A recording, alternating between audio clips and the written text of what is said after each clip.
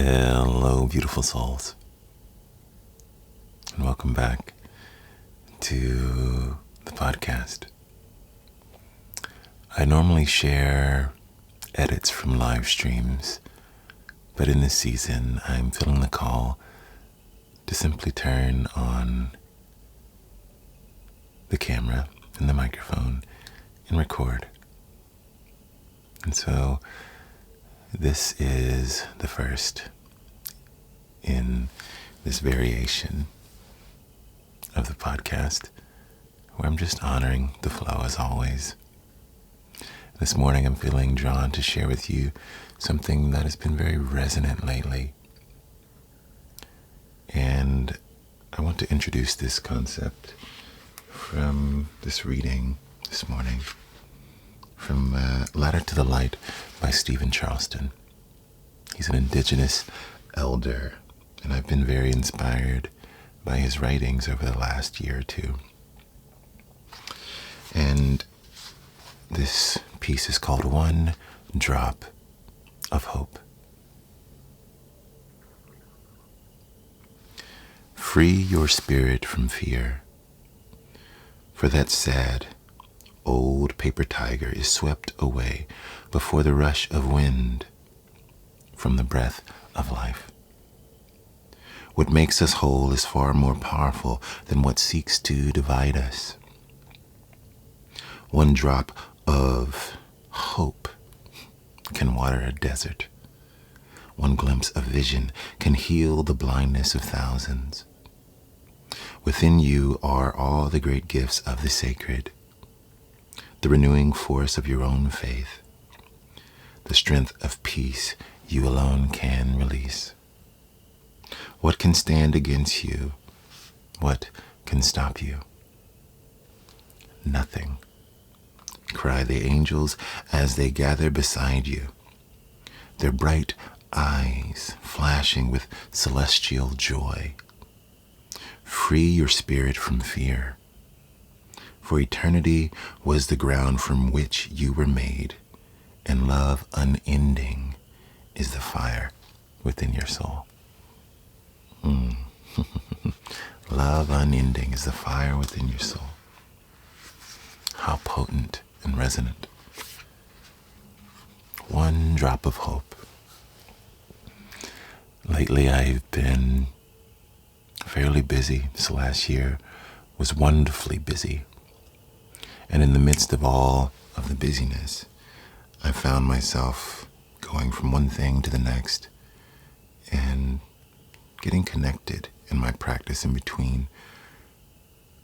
And then slowly, I felt my energy shift, but it was hard to name what happened.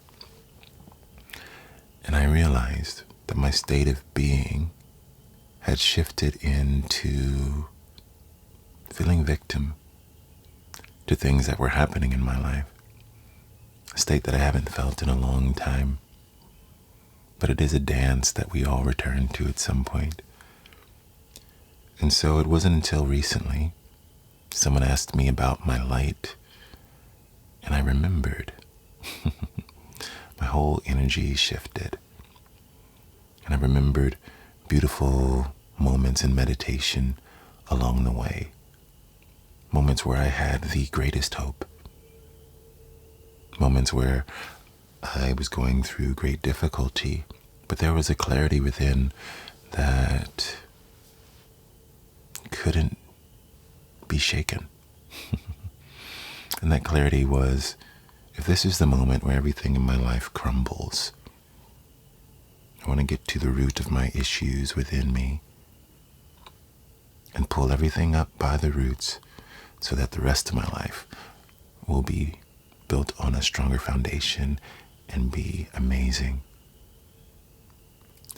And I was recalling that during that season, I was full of hope, even in the midst of my struggle. Full of hope that if I take the time to sit and change my physical state of being, that everything else would change. And the funny part of it is, 6 months prior to this, I was in a very low state. I was struggling, felt very alone and fearful. But once I found that clarity and found that drop of hope, everything in my life shifted. And when I say everything in my life, I don't mean my external circumstances. I mean my relationship to everything. I was still going through a divorce. Still didn't have a place to live. Couch surfing with friends and family. But as I was processing through those aspects of my life, I had an inner strength and peace. Because I knew without a shadow of a doubt that I would make it through and that things would be better. There was this immense hope. And so when my friend recently asked me about my light, I relaxed out of victim mode to my life and remembered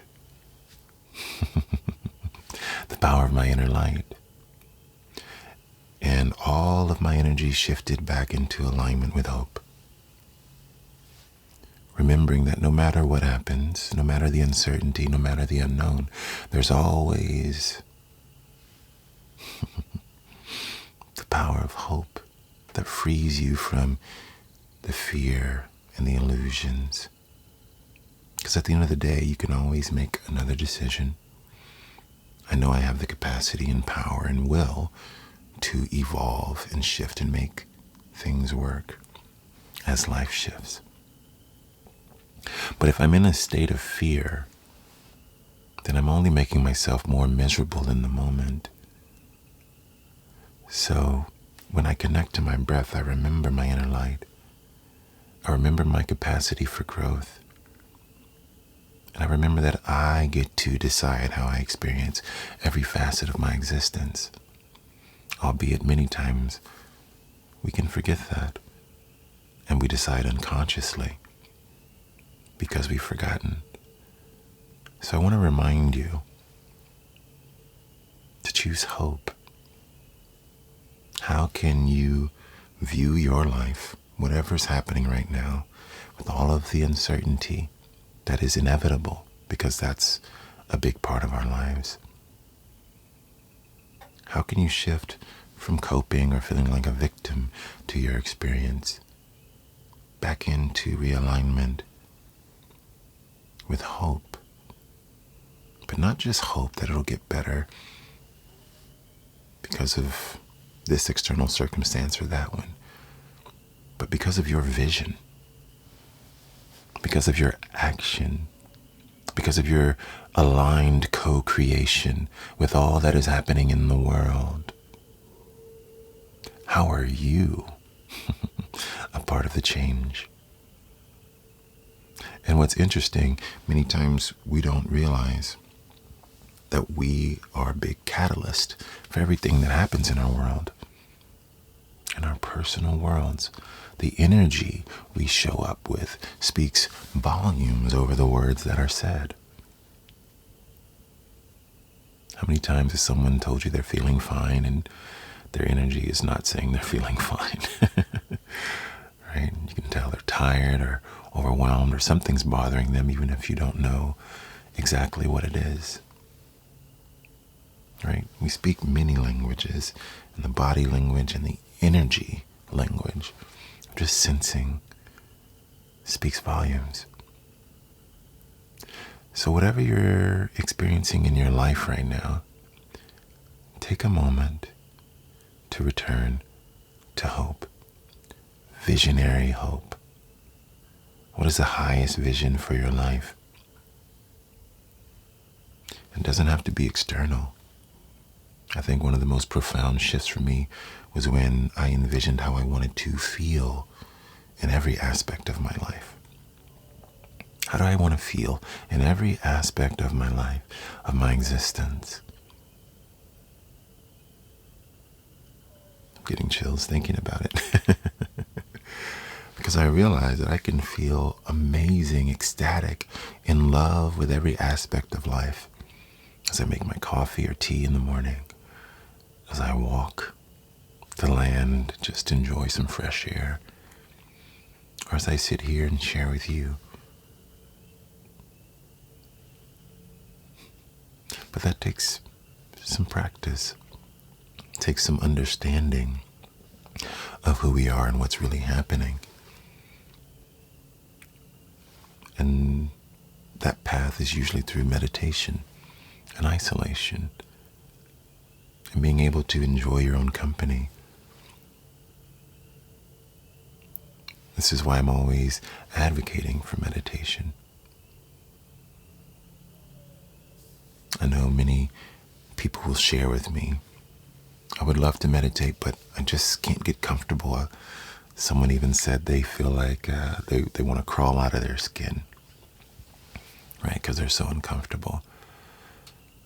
And I just want to share, if you are alone with yourself and you're sitting in silence or with a track of some kind, a frequency that's supposed to support your journey, and you feel like you want to crawl out of your skin, that's the energy you're holding. That's the old hurt, the emotions you've been trying to avoid. And I just want to offer you some compassion to remind you that you're not alone. We all experience it in this life. But the only way out is through. And it's really simple. Always share grounding, healing, and transformation. But I want to explain it a little bit more today. Grounding. It's recognizing that your energy is ungrounded, you're unsettled, you're dysregulated, right? So within the electrical realm, there's always a ground, the 3 prongs to balance that energy and give it somewhere to go if it ever gets out of balance. We send it to the earth, brings it back to center. And so the practice for you to bring your body back to center is first connecting to your breath.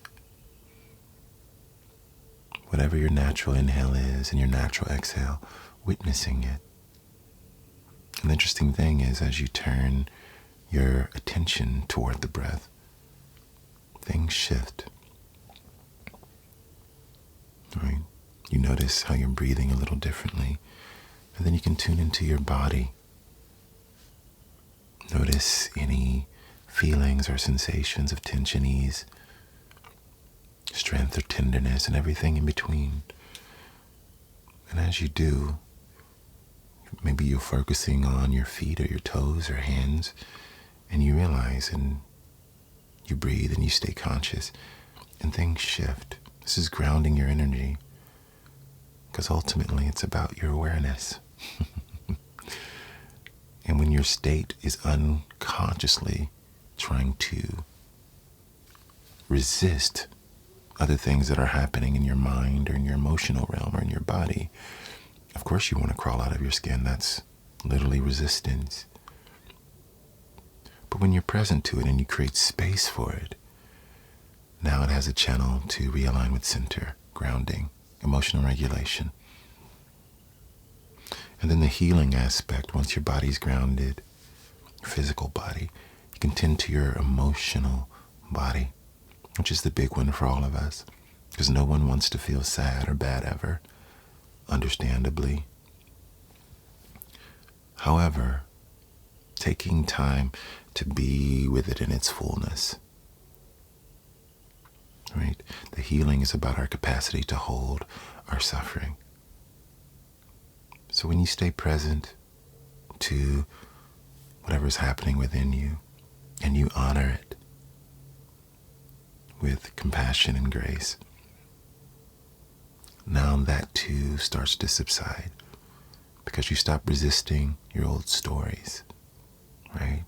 You create space for openness, acceptance, and love within you.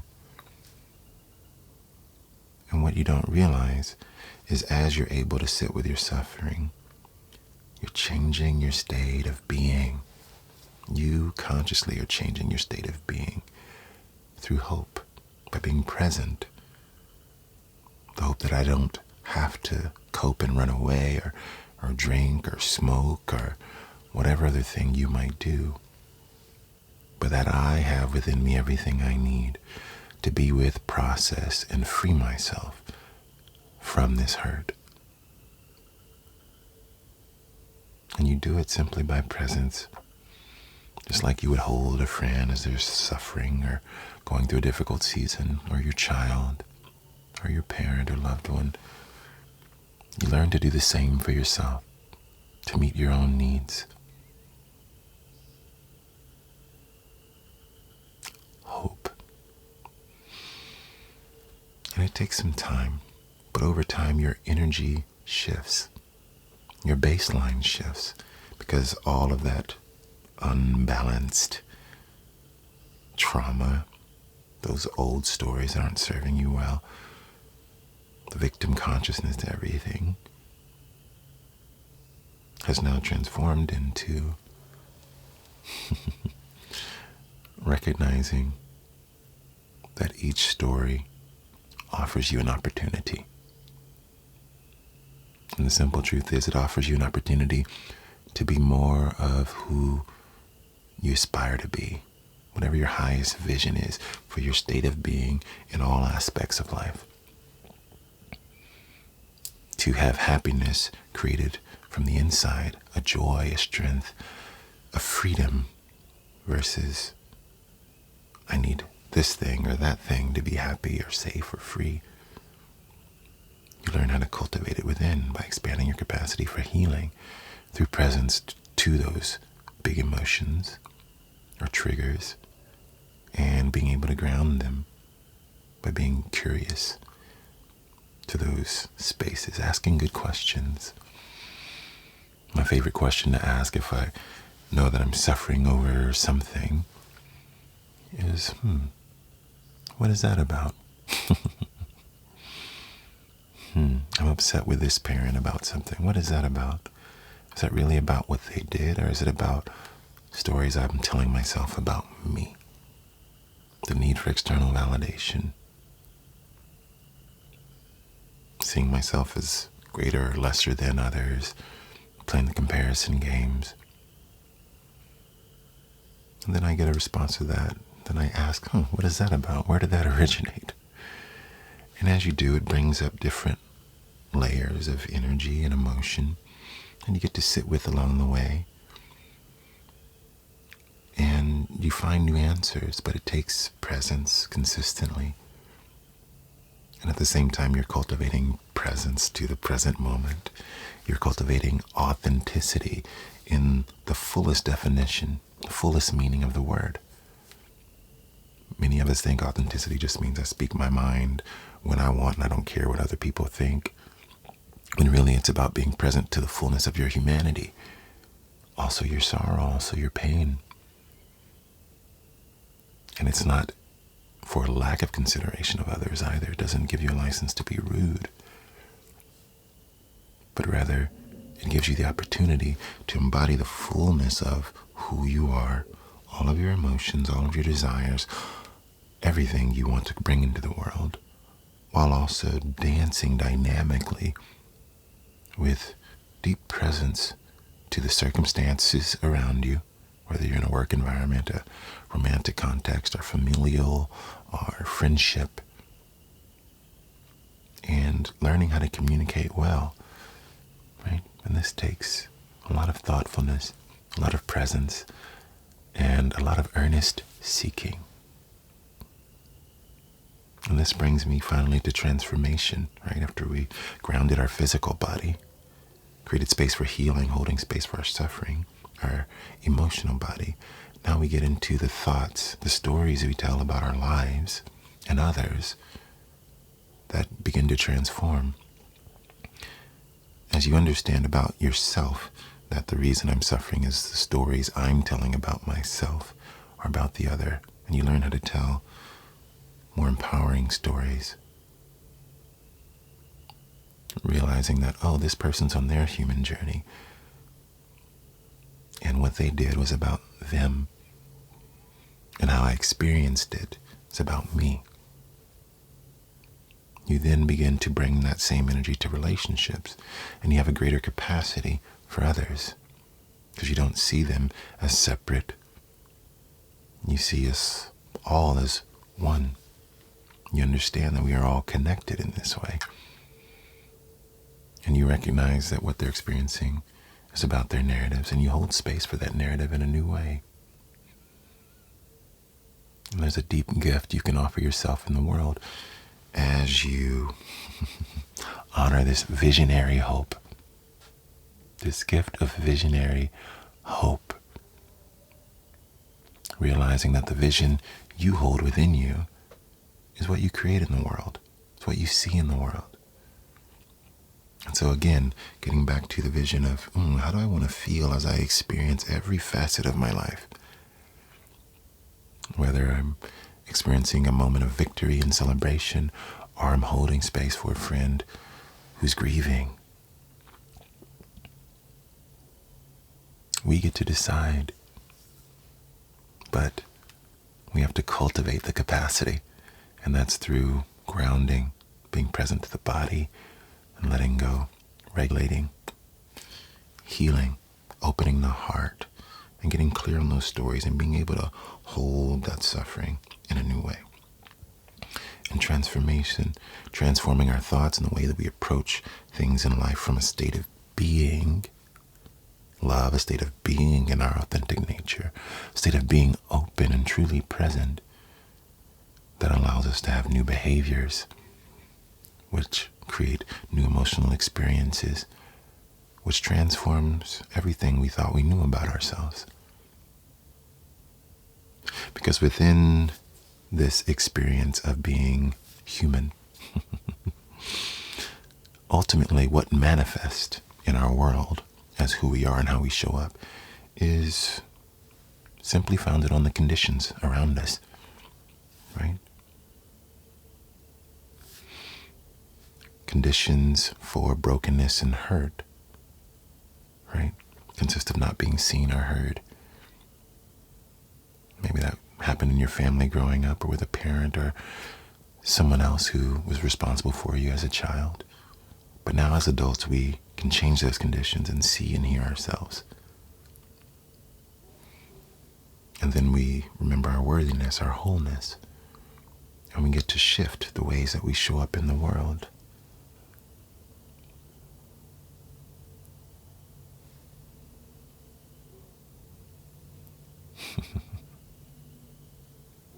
But this transformation is a gentle process.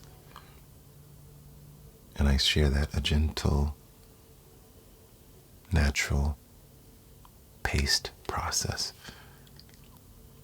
Many of us resist our fear and our suffering and our journey because we expect it immediately, this awakening or this revelation. And it's about steadfast courage and hope with a vision.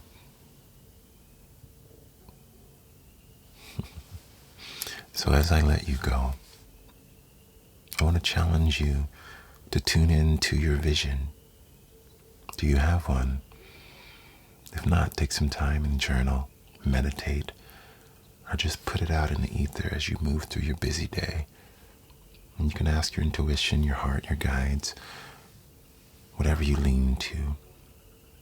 What is the vision of hope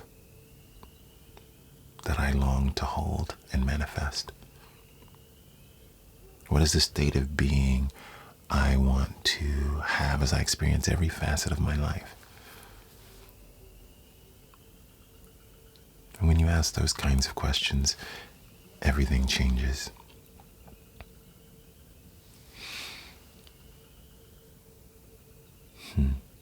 Let's take a moment just to tune into our hearts and ground before we leave.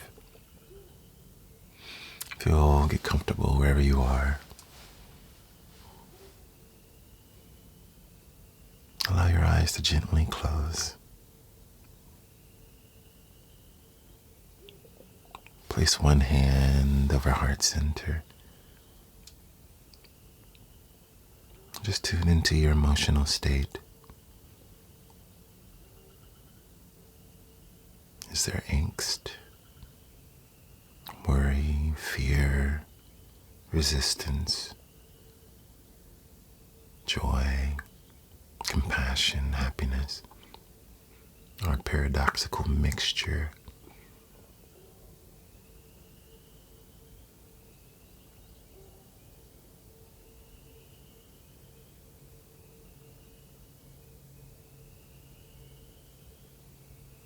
And don't judge it, just witness it.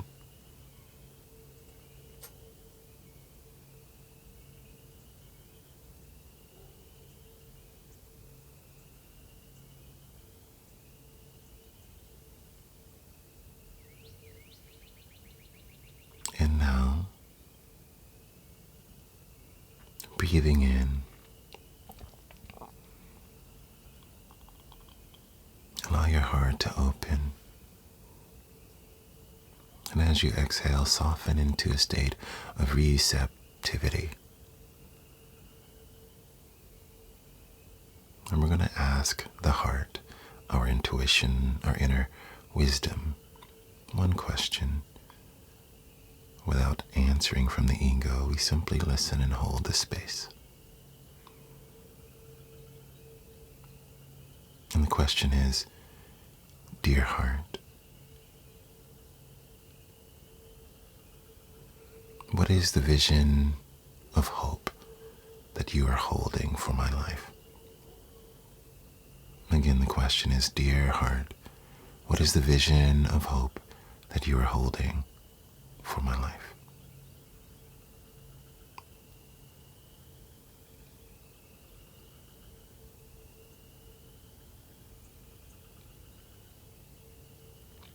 And just breathe and listen.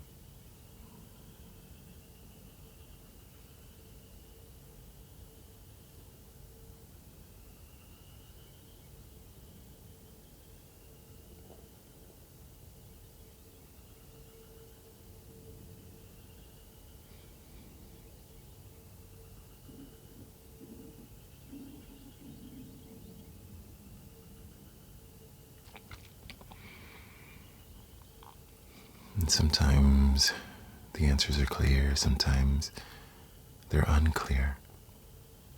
And whether you've heard from your heart in this moment or not, you can simply honor its wisdom by staying open. Even if there's doubt, or even if you feel sure, stay open and dance with the heart's wisdom. And if you haven't heard a response in this moment, stay open and trust that your heart will speak when it is ready. Gently relax your hand now and allow your eyes to open. Thank you for joining me on this episode of Hello Beautiful Souls, the podcast. It's been a real honor to share and be heard and seen by you. I don't take that lightly. So I say thank you. Thank you. And I also want to share that if you're looking for support on your path and your journey, one of my greatest delights is to host the Beautiful Souls online community. It's a soft space for grounding, healing, and transformation. Every day there's a morning meditation at 7:30 a.m. Central Standard Time, where we explore these concepts and these kinds of questions so that we may align and manifest the visions of hope that we hold for ourselves. So if you'd like to learn more, you can go to asoulcalledjoel.com and click on community. And you'll find a full description of the offering and the membership. And whether you decide to join or not, I hope you find what aligns for you, so that you may be free of the suffering and the root of all suffering and know the greatest happiness.